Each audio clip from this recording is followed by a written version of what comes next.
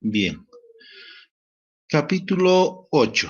Este capítulo 8 corresponde también al desarrollo de este segundo parcial, ¿no? Y se denomina estática, ¿ya? Entonces, para esto vamos a iniciar con una introducción, donde vamos a decir, donde tenemos una gráfica, por ejemplo, ¿no? De un trompo que está describiendo un movimiento. Como ustedes pueden ver, el trompo puede desarrollar tres tipos de movimientos, ¿no? El primero consiste en el movimiento de traslación, ¿sí? Porque no solamente gira sobre un eje, sobre su propio eje, ¿no? Se hace un movimiento circular, ¿no? Además de eso, hace un movimiento rotacional porque está girando. Y encima también hace un movimiento de vibración, ¿no? Bien, lo que debemos decir respecto a la estática es lo siguiente, ¿no? En general, un cuerpo puede tener tres tipos distintos de movimientos simultáneamente, ¿ya? De traslación a lo largo de una trayectoria, de rotación mientras se está trasladando. En ese sentido, la rotación puede ser sobre un eje que pase por el cuerpo. O, y si a la vez este está girando en torno a un eje vertical, a la rotación, el eje del cuerpo rotante se llama movimiento de precesión, que es lo que hace un movimiento en un trompo, ¿no? Y la vibración de cada parte del cuerpo mientras se traslada y gira. Cuando un cuerpo está en rotación, cada punto tiene un movimiento distinto del otro punto del mismo cuerpo, aunque como un todo se esté moviendo de manera similar, por lo que ya se puede representar por una partícula, ¿ya? Eh, Acá ya vamos a tratar a este cuerpo con sus dimensiones, ¿sí?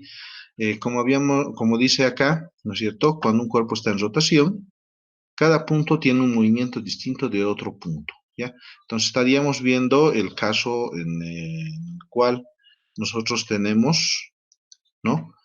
Eh, un movimiento circular donde podemos pintar en los puntos rojos, ¿no es cierto? Para denotar el movimiento de rotación. Y vemos que cada uno de esos puntos, ¿no es cierto?, tiene diferente movimiento, ¿no? Así también si nosotros tuviéramos, ¿no?, algún otro punto, ¿no?, dentro del...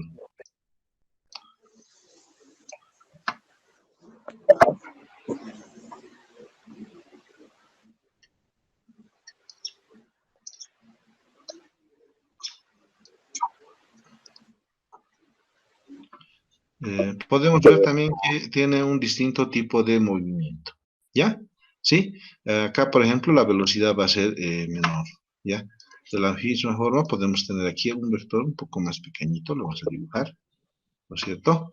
Y podemos ver que este también tiene un distinto tipo de movimiento, ¿ya? Eso es lo que nos quiere decir. En cambio, en el movimiento de traslación, si ustedes se fijan, en el lado izquierdo, la misma esfera tiene un movimiento de traslación, pero el mismo se puede representar como un objeto extendido, ¿sí? Entonces, este cuerpo, por ejemplo, cada uno de sus puntos se están moviendo con la misma velocidad, ¿no? Entonces, este es un movimiento de traslación, lo que está en azul. Ya todos los puntos se mueven con la misma velocidad, todos los puntos se mueven de la misma forma. Mientras que en el movimiento de rotación, cada uno de los puntos se mueve de forma diferente. Es por esta razón que nosotros ya debemos definir lo que es para nosotros el cuerpo rígido, ¿ya?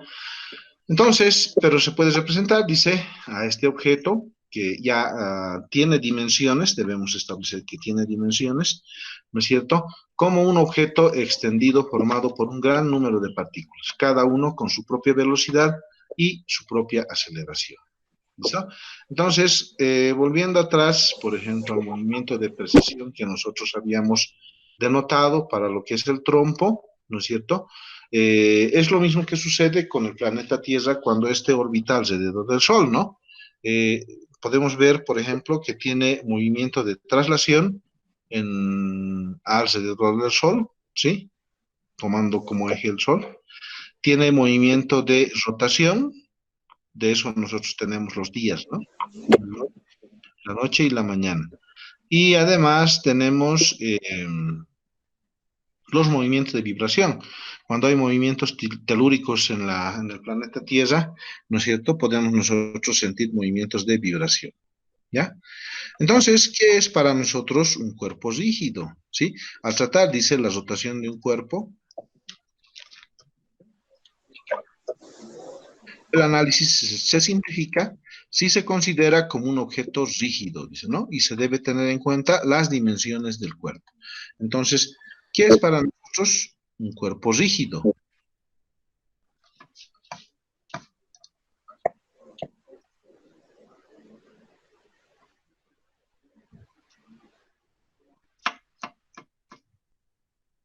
¿Qué es entonces para nosotros un cuerpo rígido?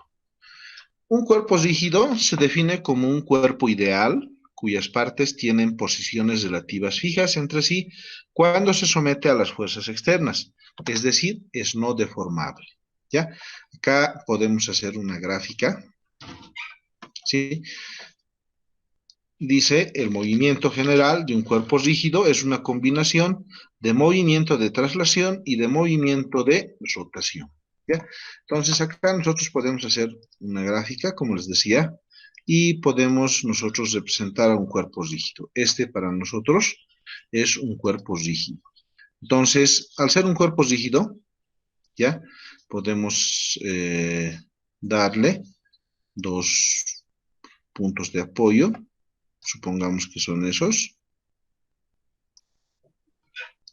¿sí? Y sobre este cuerpo vamos a aplicar una fuerza externa, ¿ya? ¿Qué es lo que tendría que suceder?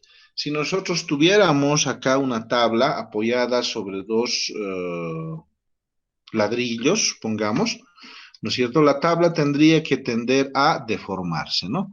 Vamos a buscar un cuerpo que se puede deformar. A ver, no tenemos aquí. Este tal vez nos puede servir. Ya, más o menos. Entonces, este cuerpo que está en estudio, bajo la acción de una fuerza externa, tendría que deformarse, ¿sí? Ahí podemos la deformación, ¿no es cierto? Si aplicamos esta fuerza, esta misma fuerza acá, este cuerpo va a tender a deformarse, ¿no? ¿Listo? Entonces, este cuerpo ya no es un cuerpo rígido, ¿listo? Si se deforma, ¿no es cierto? Ya no es un cuerpo rígido, ¿ya? Para que sea un cuerpo rígido,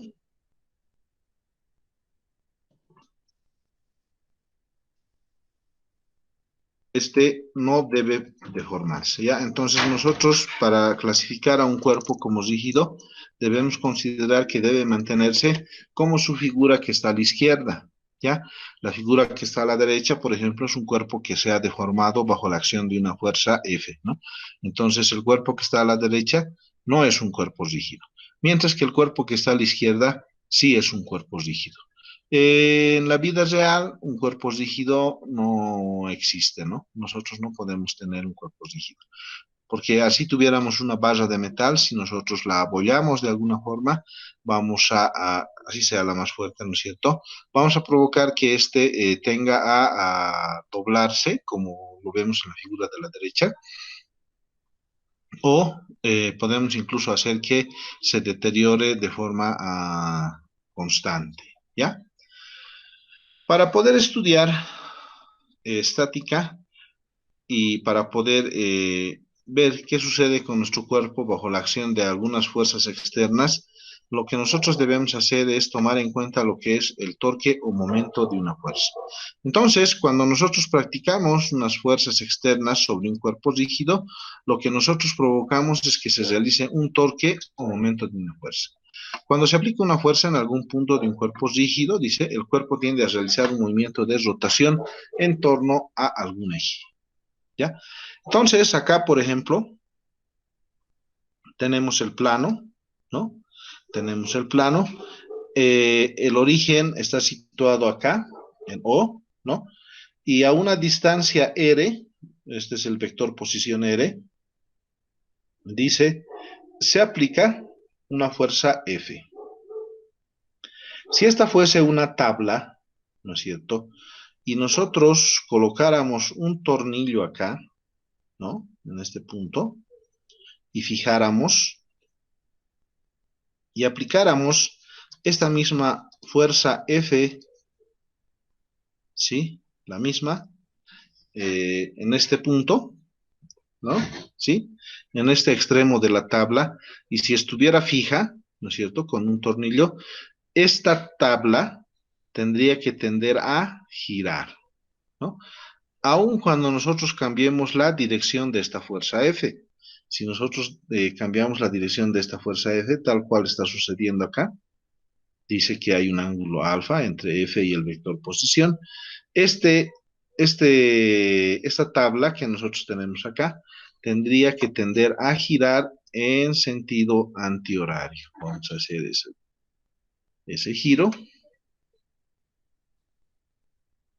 Entonces tendría que girar en el sentido antihorario. ¿Listo? Vamos a colocar.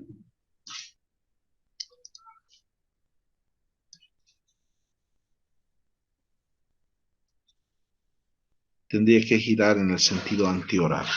Fíjense, al hacer esta operación, al practicar una fuerza externa sobre esta tabla, hacemos que este tienda a rotar. La fuerza, en este caso, no es fuerza, el torque resultante se representa a través de un vector, que como ustedes pueden ver está acá en color lila, y representa el torque que se realiza en este punto, sobre esta tabla. El torque es realizado por esta fuerza externa, F, ¿no? ¿Sí? Entonces, lo mismo sucede en este cuerpo, ¿ya? Este cuerpo, por ejemplo, es un cuerpo que no tiene forma, ¿sí? Y lo que nosotros estamos haciendo es practicar, ¿no es cierto?, una distancia L, una fuerza F, ¿ya? Entonces, ¿qué va a suceder con este cuerpo? Va a rotar, ¿no? Como hemos aplicado una fuerza acá y está fijo en O, este cuerpo va a tender a rotar, en el sentido horario en este caso, ¿no? ¿Sí? Entonces, el torque o momento de esta fuerza sería un vector similar a este, pero en sentido opuesto. ¿Por qué? Porque está girando en el sentido horario, ¿no? Entonces acá vamos a dibujar nuestro vector, ¿no? Eh, y le vamos a poner del mismo color lila. Bueno, vamos a tratar de ponerle de ese color lila. ¿Listo? Para representar que ese también es un momento o torque de una fuerza. ¿Listo? Entonces, si este está saliendo, ¿no es cierto?, del plano, este está entrando en el plano. Bien, sobre un cuerpo no solamente puede existir una fuerza, sino pueden haber varias fuerzas, ¿ya? Pueden haber varias fuerzas, ¿ya? Entonces, tendríamos que estudiar el efecto de cada una de ellas, ¿ya? Bien, acá vamos a describir un poco lo que es el torque. Dice, la propiedad de la fuerza para hacer girar al cuerpo se mide con una magnitud física que llamamos torque o momento de la fuerza. Se prefiere usar el nombre de torque y no momento, porque este último se emplea para referirnos al momento lineal, al momento angular o al momento de inercia, que son todas magnitudes físicas diferentes para las cuales se usa el mismo término.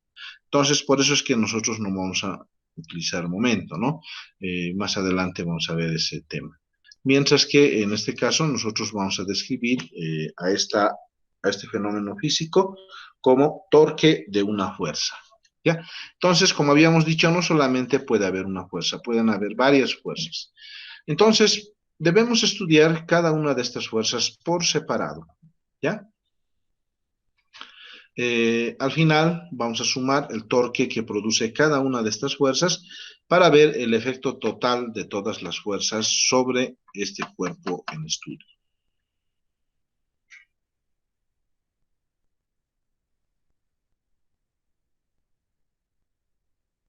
¿Ya? Entonces vamos viendo esta gráfica y vamos a explicar, ¿no? Vamos a empezar por F1, nos vamos a olvidar de todas las demás fuerzas, ¿no? Y nos preguntamos, F1, ¿cómo hace girar al cuerpo en estudio? En este caso lo hace girar en el sentido antihorario. Un giro de este tipo, ¿no es cierto? Un giro de este tipo corresponde a decir que nuestro cuerpo está girando en el sentido antihorario, ¿sí? Por lo tanto, a este giro que realiza, a este torque, en realidad ya tenemos que decir que es así, a este torque que hace que este cuerpo gire sobre el eje, ¿no es cierto? Debido a F1, en el sentido antihorario, se va a denominar un torque positivo, ¿ya? Positivo. Vamos a tener en este caso un vector que está saliendo de la pantalla hacia ustedes, ¿no?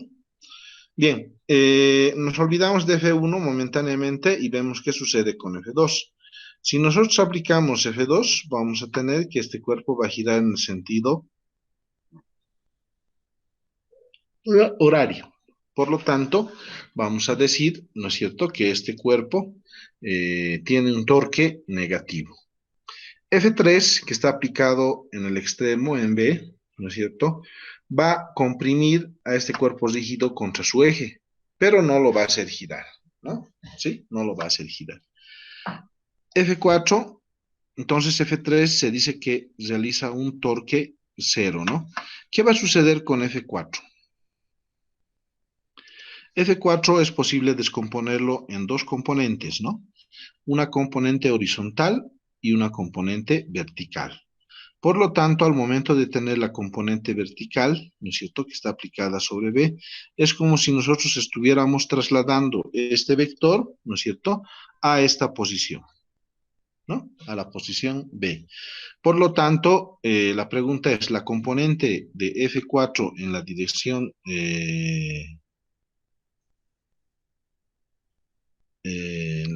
de X negativo realiza torque? No, no realiza torque, ¿no?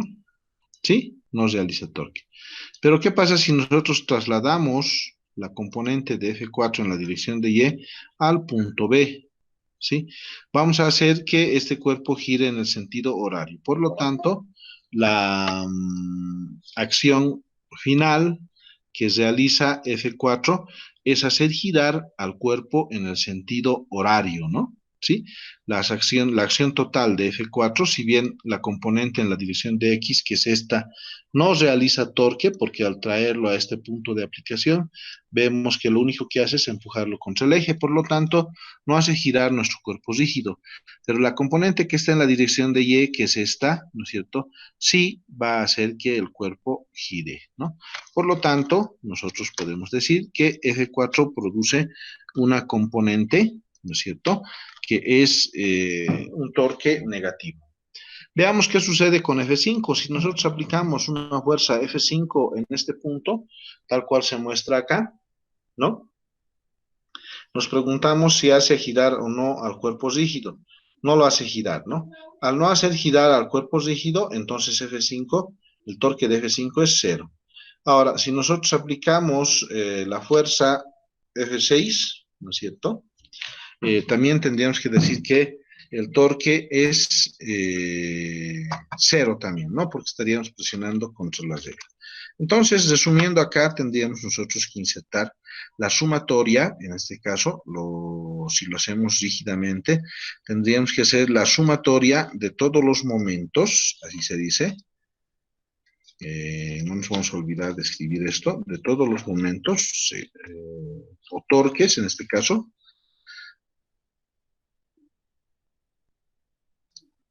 Vamos a buscar la letra tau, ahí está, torques alrededor del eje O, ¿sí? Van a ser iguales a, ¿sí? Va a ser al torque, así se dice, ¿no? Al torque o momento, perdón, torque o momento, en este caso tenemos que poner de F1, más, ¿no es cierto?, el torque o momento de F2 más el torque o momento de F3 más el torque o momento de F4 más el torque o momento de F5 más el torque o momento de F6. ¿Sí? De acá nosotros habíamos visto que F5 y F6, ¿no es cierto?, no realizan torque. ¿Sí? Su torque de F5 y el torque de F6, ¿no es cierto?, es cero, ¿no? ¿Qué otro nos realiza torque? F3, ¿no? F3 también no realiza torque, ¿no? Los torques de estos tres, ¿no es cierto?, son cero. Bien. Entonces, lo que nosotros tendríamos que decir es que nos quedamos con los torques F1, F4,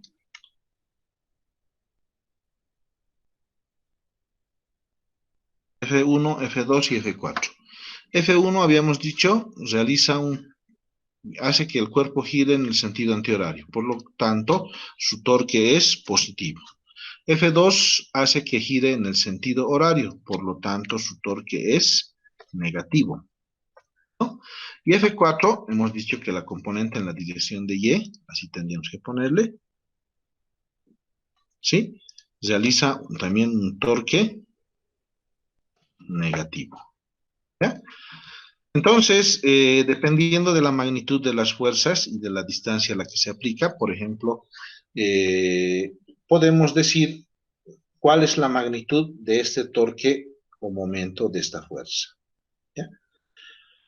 Entonces, acá podemos ver que si la sumatoria de momentos o torques alrededor del eje cero no es cero, ¿sí? Acá nosotros debemos decir que no es cero, es distinto de cero, ¿sí? Es distinto de cero. Entonces, existe un torque alrededor de O, ¿ya? Pero para que nuestro cuerpo esté en estática, ¿sí?, estático, en este caso no gire, ¿no es cierto?, y no se mueva, no tenga traslación ni tenga rotación, ¿no es cierto?, esta sumatoria de momentos tiene que ser igual a cero, ¿ya?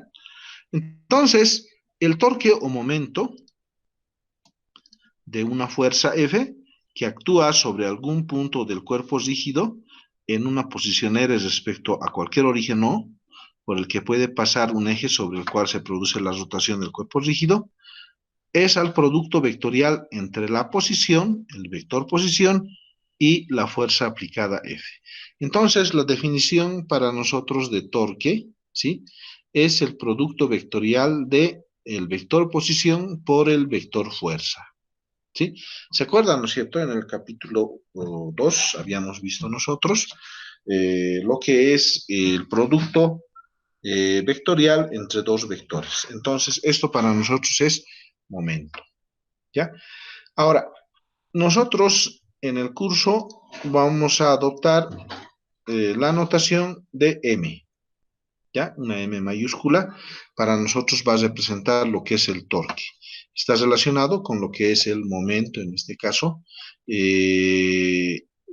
No se usa tau, en algunas notaciones se usa tau, pero en el curso, ¿no es cierto?, mientras dure lo que es el semestre, para lo que es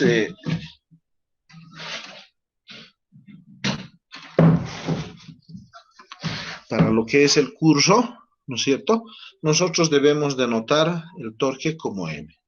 Entonces, este torque es una magnitud vectorial, fíjense, es un vector, ¿no? El producto vectorial de dos vectores da lugar a un nuevo vector, ¿no? Si alfa es el ángulo entre el vector posición y el vector fuerza, su valor numérico por definición, o sea, el módulo del vector torque, que es igual al módulo del vector M, que representa torque, va a ser igual al módulo del vector posición por la componente de la fuerza en dirección de la línea de acción del vector posición, ¿sí? En realidad tendríamos nosotros que decir que es igual al módulo del vector posición por el módulo del vector fuerza, o sea, por el tamaño de los dos vectores, ¿no es cierto?, por el seno del ángulo entre estos dos vectores, ¿ya? Acá podemos ver un ejemplo, ¿sí?, del producto vectorial entre dos vectores. Si ustedes se recuerdan, en el capítulo de vectores, nosotros hemos hecho el producto vectorial entre los vectores A y B. Entonces, A por B representa un vector que es perpendicular al plano en el cual se encuentran los vectores A y B, ¿sí? Entonces, es como colocar un tornillo en esta posición y hacer girar el tornillo en el sentido antihorario, como ustedes pueden ver. Lo que va a suceder va a ser que este tornillo va a empezar a girar y va a empezar el movimiento que debería tener es de subida, ¿no? ¿Sí? Lo mismo podemos hacer con la regla de la mano derecha. Si colocamos nuestra mano en esta posición sobre la mesa y apuntamos con la palma sobre el vector posición, ¿no es cierto?, y giramos, ¿no es cierto?, en el sentido antihorario, vemos que el pulgar, como se muestra acá, apunta en la dirección en la cual se está dando el torque, ¿ya? Entonces, la regla de la mano derecha es muy importante para calcular el torque o momento de una fuerza. Bien, acá, por convención, un torque es negativo si este gira en el sentido horario, y un torque es positivo si este hace que el cuerpo rígido gire en el sentido antihorario, ¿ya? Acá, por ejemplo, tenemos un cuerpo rígido, cualquiera, ¿no es cierto?, donde nosotros tenemos un eje de rotación, ¿no? En este eje de rotación tenemos el vector posición R, y en esta posición R nosotros estamos aplicando una fuerza F, ¿ya? El ángulo que separa a la fuerza F y a la línea de acción del vector posición es alfa. Entonces, la pregunta es, en este punto, F tendría que descomponerse en dos vectores, ¿no? Tendríamos que nosotros descomponer en dos vectores. La otra componente de la fuerza sería la que vamos a mostrar acá a continuación, y la vamos a pintar en un color visible para que se pueda apreciar. Ahí lo tienen. Esa sería la componente en la dirección del vector posición. ¿Esa hace girar al cuerpo? No, no lo hace girar porque está en la misma dirección que la del vector posición. Ahora, nosotros también podemos agarrar esta componente del vector y colocarlo en la definición para hallar el torque. La componente, en este caso, a ver, nos vamos a traer esta ecuación acá.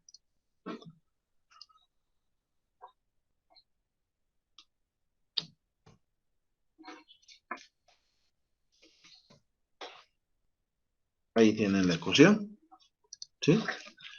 Entonces, acá el ángulo de separación entre el vector posición y la componente del vector fuerza, que es amarillo, ¿no es cierto? Esta componente, ¿no? Sería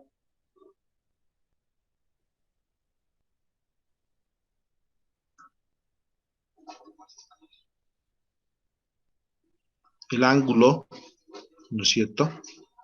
En este caso, el ángulo, ¿sí?, para nosotros va a ser 0. Y el seno de 0 para nosotros es 0, ¿no? Por lo tanto, esta componente que está en amarillo no realiza torque. Pero la otra componente, ¿no es cierto? Vamos a hablar de la otra componente que es perpendicular a la línea de acción del vector posición, ¿no es cierto? Sí realiza torque. ¿Ya? Vamos a pintar acá, ¿no? Y le vamos a dar un color que sea algo visible. ¿Sí? Esta componente, entonces, del vector fuerza que está en naranja, es perpendicular a la línea de acción del vector posición. forman 90 grados. Entonces el ángulo es 90. Seno de 90 grados, ¿cuánto es? 0. No, perdón, 1. ¿No? Al ser 1, el torque es máximo, ¿no? Entonces, esa es la manera de poder calcular el torque, ¿no es cierto?, de una fuerza. Ahora, hay dos formas de poder hacerlo, ¿ya? Una manera es la que nosotros hasta ahora hemos visto. Acá tenemos nuestro cuerpo rígido que está en una bisagra, ¿no es cierto? Y a una distancia R se aplica una fuerza F. Entonces, vemos que la componente de F que hace que este cuerpo gire en el sentido horario sería F por el seno de alfa, ¿no? Esta es la componente que realiza torque, mientras que esta otra no hace que gire, ¿no? La componente que hace que gire es la vertical. Eso es lo que nosotros estamos haciendo ahora. Pero es posible que nosotros podamos descomponer el vector posición, ¿sí? Si tomamos en cuenta la línea de acción del vector fuerza, esta es la línea de acción del vector fuerza, ¿sí? Si nosotros tomamos en cuenta la línea de acción del vector fuerza que tenemos acá, ¿ya? Podemos nosotros descomponer sobre esta línea de acción el vector posición, por lo cual nosotros tendríamos dos componentes vectoriales para el vector posición, ¿no? Ahora, esta componente está en dirección de la línea de acción del vector fuerza, ¿no? Sí, al estar en la misma dirección, el ángulo que los separa al vector fuerza y a este vector, a esta componente del vector posición, es 0. Por lo tanto, seno de 0 es 0. Y el torque que realiza esta componente, que está acá en azul celeste, ¿no es cierto?, no realiza torque. La otra componente que nosotros podemos tener sería la componente que es perpendicular a la línea de acción del vector fuerza, ¿ya? Esta componente sí realiza torque, ¿no? Está en amarillo ahí, pueden verlo en pantalla, ¿no es cierto? ¿Por qué? Porque el ángulo que separa a la línea de acción del vector fuerza y la componente, ¿no es cierto?, del vector posición, que es perpendicular, forman un ángulo de 90 grados, por lo tanto el torque es máximo. De forma general, nosotros podemos decir que el torque o momento de una fuerza es el producto, ¿no es cierto?, del módulo de un vector por la componente de la fuerza o del vector fuerza que es perpendicular al vector posición, o al producto del módulo del vector fuerza por la componente del vector posición que es perpendicular, ¿no es cierto?, a la línea de acción del vector fuerza, ¿sí? Cualquiera de los dos nos arroja el mismo resultado. Bien, entonces, con esta definición que hemos realizado para lo que es el torque o momento, nosotros ya podemos considerar el equilibrio de un cuerpo rígido. Para que un cuerpo rígido esté en equilibrio, debe cumplir dos condiciones. La primera condición que debe cumplir se denomina primera condición de equilibrio, es la primera ley de Newton, que en este caso nos va a garantizar el equilibrio de traslación.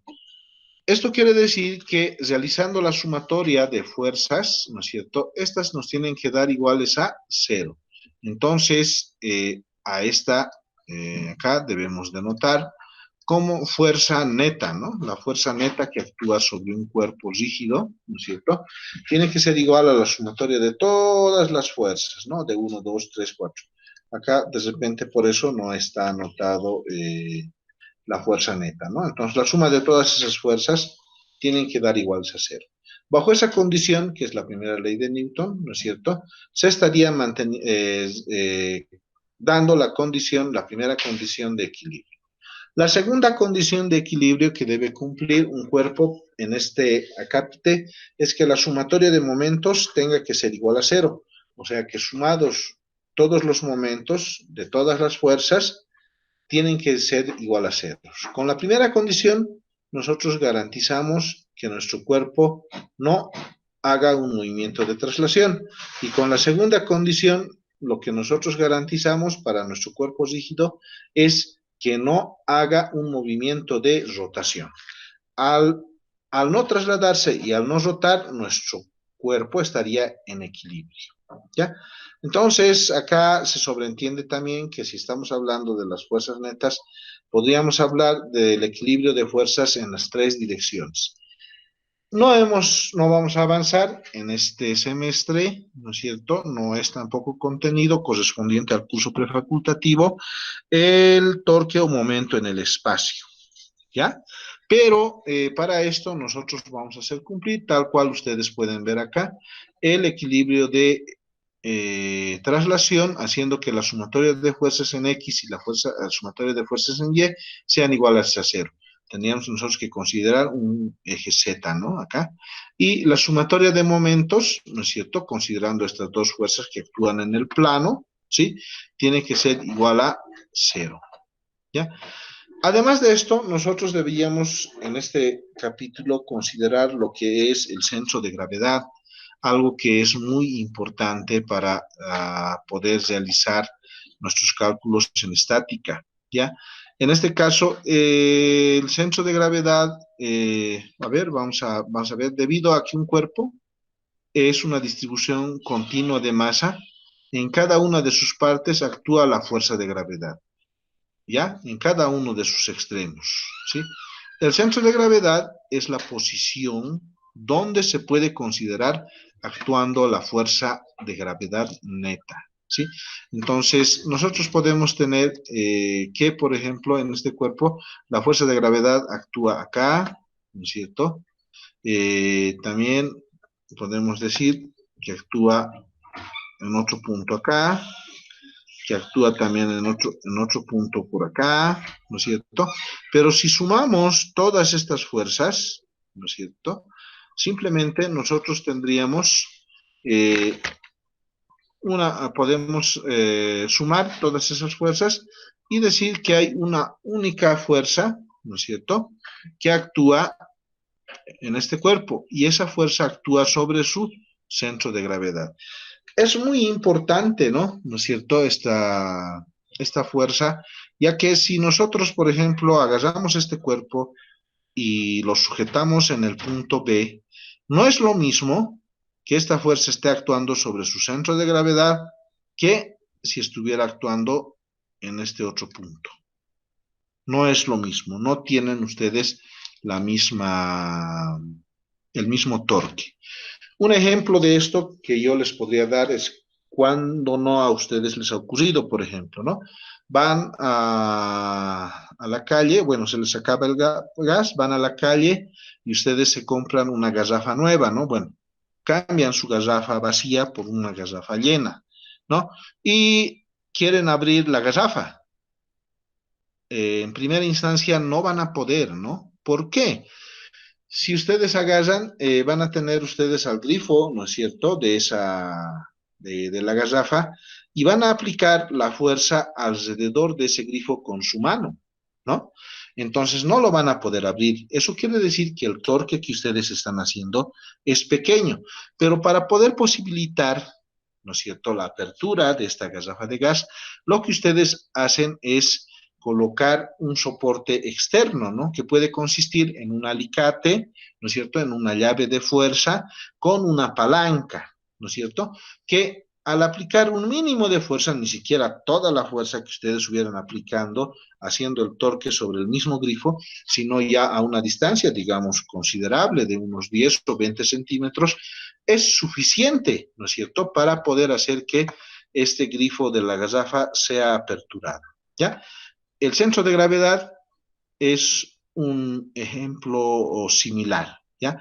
Pero en este caso nosotros debemos considerar, en este caso este es un triángulo, ¿no es cierto?, donde nosotros deberíamos trazar unas líneas desde el extremo hacia el medio entre los otros dos extremos, de tal forma de encontrar un punto intermedio en el cual se intersectan las tres mediatrices, así se denominan, ¿no? Para encontrar el centro de gravedad, ¿ya? Este es un caso difícil, ¿no? ¿Sí? Mientras que podemos ver el ejemplo para algunos objetos que seguramente nosotros no los vamos a estudiar, ¿no? Por ejemplo, estos son los centros de gravedad para un eh, área triangular, ¿no es cierto? Este es para un cuarto círculo y un semicírculo, ¿no? Este es para un cuarto de elipse, una elipse completa, ¿no? Una semiparábola, ¿no? Y así.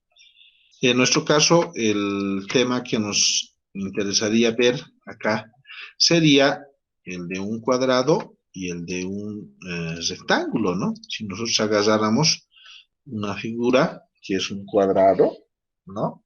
Tendríamos nosotros que dibujar lo que, para hallar su centro de gravedad, lo que nosotros tendríamos que hacer sería trazar líneas entre sus extremos, ¿no? Si hacemos esta operación de trazar las líneas entre los extremos, en el punto en el cual se haya la intersección, nosotros vamos a decir que está actuando la fuerza de gravedad, o ese es su centro de gravedad. Y en ese punto, obviamente, se representa la acción del vector peso, ¿no? Bien, el procedimiento para poder, bueno, antes centro de masa es la posición geométrica de un cuerpo rígido, donde se puede considerar centrada toda la masa, dice, ¿no? ¿Sí? Corresponde a la posición promedio de todas las partículas, ¿sí? De masa que forman el cuerpo rígido. Eso tiene que ver ya con el peso, ¿no? El centro de masa de cualquier objeto simétrico homogéneo se ubica sobre su eje de simetría, que es lo que nosotros estábamos haciendo con el cuadrado, ¿no?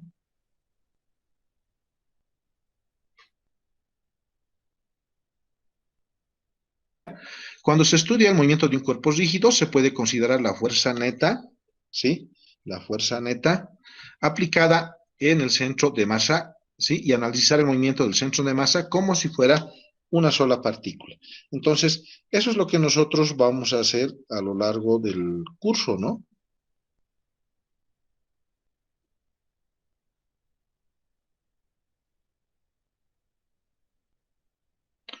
Bien, entonces lo que nosotros tenemos que hacer es identificar un procedimiento para la resolución de los problemas de estática. Si ustedes siguen estos pasos, no van a tener ningún problema a la hora de resolver un problema de estática.